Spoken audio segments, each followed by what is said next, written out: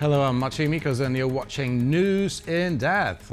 President Karol Nawrocki has arrived in Washington for his first official foreign visit. What he will be talking about with Donald Trump. To discuss it, we are joined by Matthew Day, Senior Online Editor at TVP World. Good afternoon, Matthew. Good afternoon.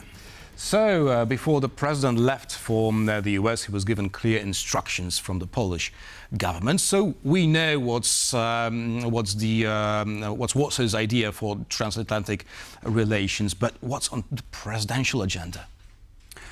Well, I think the president, one priority he has is just to sort of establish a good working relationship with Trump. The two seem to get on, like before Navroski was even president. On the campaign trail, he travelled to Washington, had a very brief meeting, well, just like a handshake, with Trump, but it was good it was good for his publicity, kind of made him a bit statesmanship. And now he's going off to Washington. I think one objective, I'm pretty sure he would like to ensure continued US commitment to European security on NATO's eastern flank. That's a Polish priority, and that's actually a priority they share with the government as well. And so he's going to go there, and I'm pretty sure he's going to try and make sure that Trump, who of course is rather fickle about NATO and how much... Well, he seems actually pretty resolved to, to limit the number of troops in Europe. And I'm wondering whether Poland alone, whether it's a president, linked to the whole MAGA movement, can persuade Donald Trump not to do it. Poland alone, it can't. But Poland alone at least does have the advantage that it seems to be in Trump's good books. Trump has frequently praised Poland. Poland is one of NATO's biggest spenders, on defence, which immediately puts it in Trump's favour. As I said, he seems to like Navroski, which is an advantage. But of course, working in Poland's detriment it is actually quite a small country in Europe. In the grand scheme of things, it's not Germany, it's not France, it's not UK if we're talking about NATO. And Trump always seems to have this thing about big countries, traditional big powers. That was reflected in the summit in Washington just after Trump had met Putin in Alaska, when lots of European countries went to Washington, but Poland wasn't one of them. And of course you have this domestic dispute. But now finally we know why Poland wasn't there. Well, it turns out that if President Navroski would go to Washington with all the European leaders, he would not be invited to Washington on the later date, that is today. Yeah, so it's good that Poland has a voice in the White House. Whether that voice will be heard and whether that voice kind of reflects maybe what the government wants as well is another thing altogether. Right. Now, so we sort of know what Poland would like the US to do. But let's reverse the question. What does Washington want of Poland? What does Washington want of Poland? I would say that I'm sure they would love Poland to produce a checkbook and start buying even more weapons from the United States. Poland already is a major buyer of weaponry from the US. Got F-16s, F-35s on orders. I think Apache helicopters are on order as well. And Poland is short of a number of weapons. I think I was reading today that Poland maybe needs 2 more squadrons of top-of-the-range fighter aircraft. And I'm pretty sure that Washington will say, well, come on, let's strike a deal, buy more equipment. And President Trump has been banging on about this, that Europe has to buy American stuff. And I've got a feeling Washington is going to be gunning for that. Mm-hmm. Let's listen now to Polish Prime Minister Donald Tusk talking about the presidential visit to the US. It does not matter who is president or who is prime minister. Poland is the most stable state in NATO in this part of the world and the most loyal partner for the United States. I am pleased that yesterday Secretary Marco Rubio confirmed that the American side also sees Poland this way. and that this will not change. I asked President Nawrocki to once again convey to President Trump that on matters of security, international policy and relations with America, Poland stands in absolute unity. We may differ on almost everything else. We argue, we quarrel. Yes, that is democracy. But on these issues, we must be like a single fist. We argue, we quarrel, yes, that is democracy, but on these issues we must be like a single fist. The Prime Minister was referring, of course, to this sort of tug of war between the presidential palace and the government. Now, I'm wondering whether it has been noticed outside of Poland. I am sure it has been noticed within Europe, talking about the European Union and also probably in the UK as well. Whether that message has sort of kind of made its way across the Atlantic is another thing altogether, and of course whether it's made it into the head of the President of the United States is another question as well. Unfortunately, in Europe, this tug of war over Polish foreign policy is detrimental to Poland. People don't really know who's in control of Polish foreign policy, and the fact that you seem to have quite divergent voices on certain issues, key issues, even to an extent Ukraine, between the president and the government, that's going to unsettle a lot of European partners. As I said, I'm not too sure if that confusion, that rift is going to make itself present today at the White House. I've got a feeling it probably won't, but you never know. Mm-hmm. We also have a quote from Władysław Kosiniak-Kamysz, Polish Defense Minister. Let's listen. American guarantees to Poland are a key part of collaboration between Poland and the U.S., but also look at the role Poland is playing, because Americans view Poland as a model ally. We invest in our security, we close deals, we're negotiating new deals, we're building up our economy, and we show interest in initiating joint ventures between Polish and American companies. So Poland is a model ally for the US, so Władysław Kosiniak-Kamysz claims, and I'm wondering whether this model ally can effectively ask for more help for Ukraine. Now, Donald Trump has expressed his disappointment in Vladimir Putin. Now, therefore, should we expect some groundbreaking decisions in the matter? No, I don't think so. Trump is... OK, Poland, maybe Navroski can try and say, look, help Ukraine a bit more, but I don't think it's going to happen. Trump kind of shows quite disinterest in Ukraine a lot of the time, even though he talks about, yeah, we have to get a deal done, etc. And then it sort of conversation drifts away. And the fact that Mr. Trump has let another deadline slip by when Russia should be coming to the table. This deadline has gone, and apparently Trump said he was rather disappointed in Russia, but he has not imposed sanctions so far. Maybe he's going to do that today, maybe he's going to do that tomorrow. I doubt it. He appears to have no inclination to take Russia or to enforce serious secondary sanctions on Russia. And so Poland won't have any influence on that in that respect. Mm-hmm. Only yesterday, Foreign Minister Radosław Sikorski met with the US Secretary of State Marco Rubio and urged Marco Rubio to invite Poland to the G20 club. How realistic is this perspective, in your opinion? I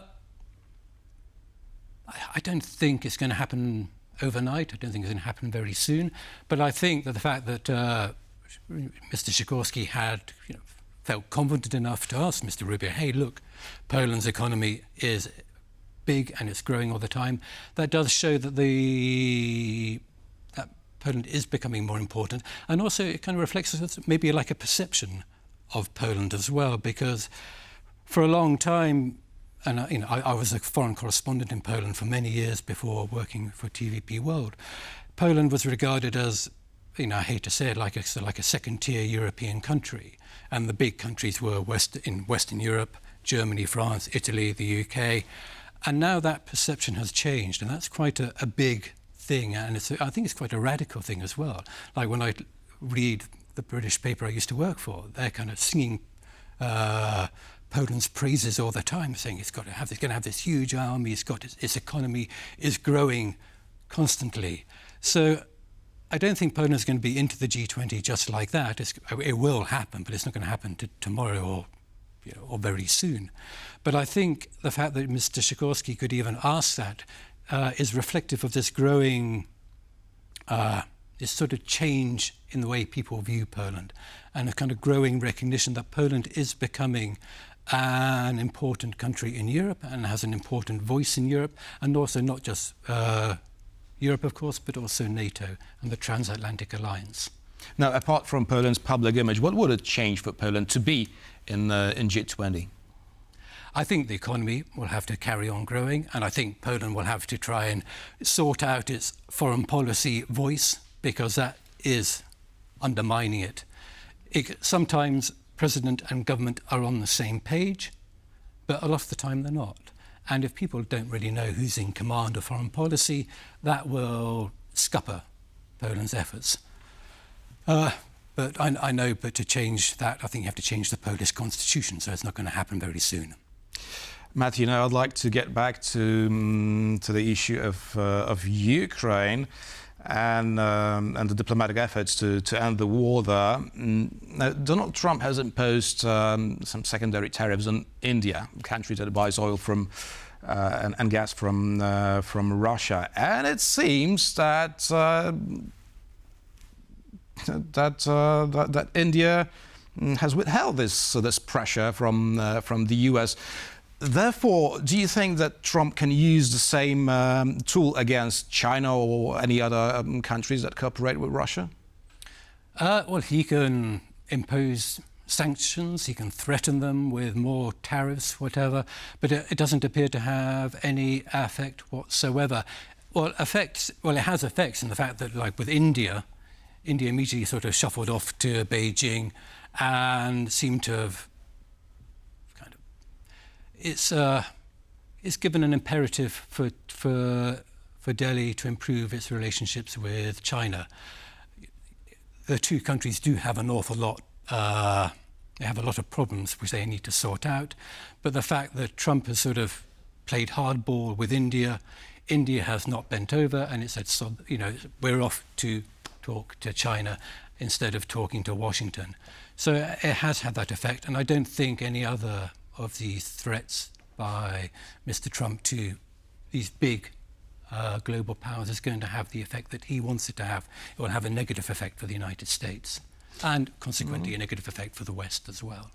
Now I'd like to talk about symbols, because when I think about India today, the first thing that comes to my mind is this iconic picture of Narendra Modi in the same presidential, I guess, vehicle with Vladimir Putin.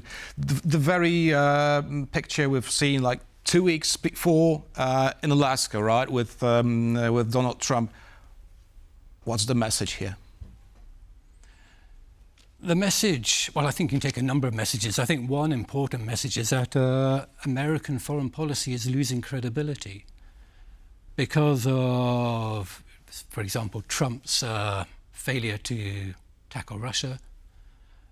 He lets deadlines slip by again and again and again. And people, if you do that, then you don't have any credibility. And people realize that, and they can think, oh, well, nothing's going to happen to me. I can do what I want.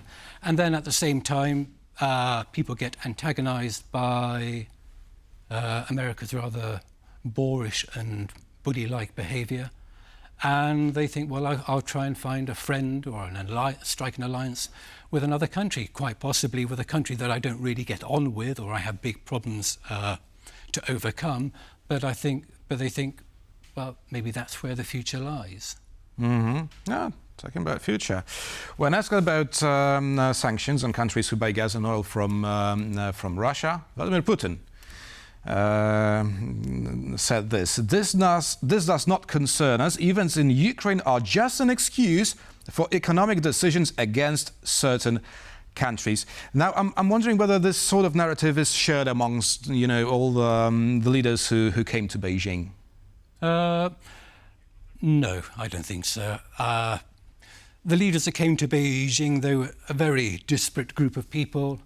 Matthew, we're just we have some live footage from Washington D.C. and we see President Karol Nawrocki shaking hands with President Donald Trump. They are about to begin the meeting now. We can't hear the two leaders,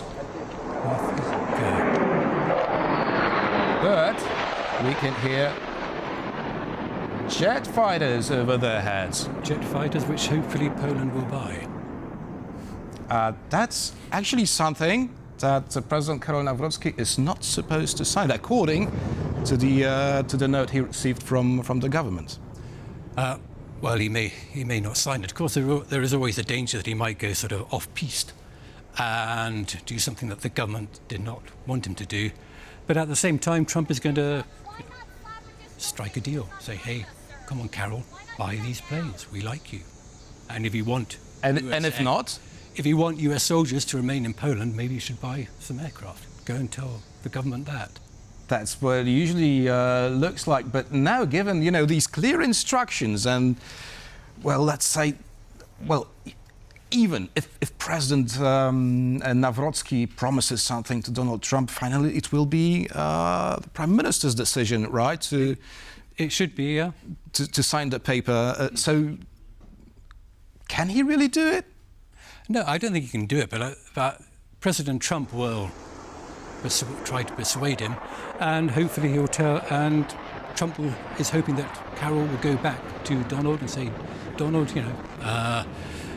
the other Donald has offered me a great deal on these American aircraft. And it's sort of on the condition There's another thing that comes to my mind.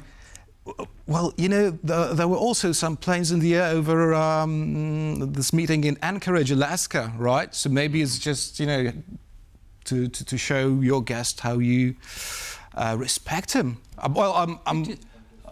I can't believe any such possibility that Donald Trump tried to display the US planes to the Russian leader in order for Moscow to buy them, right?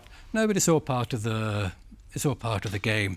And I think, at least with Navroski can go to the White House happy in the knowledge that he seems to have a reasonably good rapport with Donald Trump, and he's not going to be ambushed. Trump is not going to do a Zelensky on him or do the same he did to Cyril Ramaphosa, the president of South Africa, who was also ambushed as well. Navroski is going to have quite an easy ride in the White House, and it's only a brief visit as well. So.